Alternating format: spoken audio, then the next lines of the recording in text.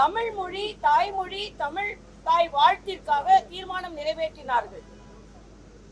மத்திய அரசு எந்த விதத்திலும் தாய்மொழிக்கு எதிரானது அல்ல. தமிழ் மொழி மூன்றாவது தான் பாடப்பட வேண்டும் என்று எங்கும் சொல்லவில்லை என்பதை நேற்றே நான் பதிவிட்டிருந்தேன். ஆனா ஏதோ தமிழ் தாய் வாழ்த்துக்கு மத்திய அரசு எதிராக இருப்பதை போல ஒரு தோற்றத்தை ஏற்படுத்துவதை நான் மறுக்கிறேன். இன்னொன்று நீட். இன்று நீங்க பாத்தீங்கன்னா நீட்டில் மாணவர்கள் அதிகமாக சாதித்திருக்கிறார்கள். இதற்கு முன்னால் நீட் இல்லாததை விட அரசு பள்ளி மாணவர்கள் நீட்டில் அதிகமாக பலனடைந்திருக்கிறார்கள்.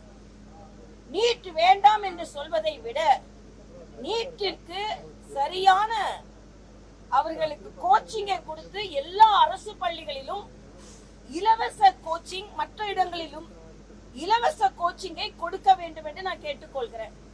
அதே மாதிரி நேற்றைய தினம் தமிழ்நாட்டின் நிதி அமைச்சர் தமிழ் ஏதோ அன்புக்கு எதிரானது போலவும் தமிழை பேசுபவர்கள் அன்பு இல்லாதவர்கள் போலவும் அவர் சார்ந்திருந்த மதம் மட்டும்தான் அன்பை போதிப்பதை போலவும் பேசுவதை வன்மையாக கண்டிக்கிறேன். அது மட்டும் இல்ல, சபாநாயகர் அவர்கள் கருக்கலைப்புக்கு எதிரான ஒரு ஆர்ப்பாட்டத்தில் ஒரு பேரணியில் கலந்திருக்கிறார்.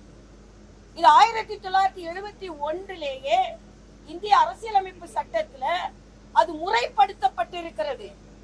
அதனால ஒரு தவறான ஒரு முன்னுதாரணத்தை கொண்டு அதுவும் ஒரு மத அமைப்போடு சேர்ந்து சபாநாயகர் இந்த நிகழ்வில் கலந்து கொண்டதை வன்மையாக கண்டிக்கிறோம்.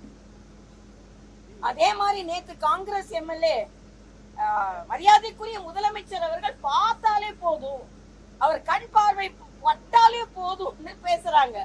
அவர் கண் பார்வை கொஞ்சம் காவிரி பக்கமும் திரும்பட்டும்.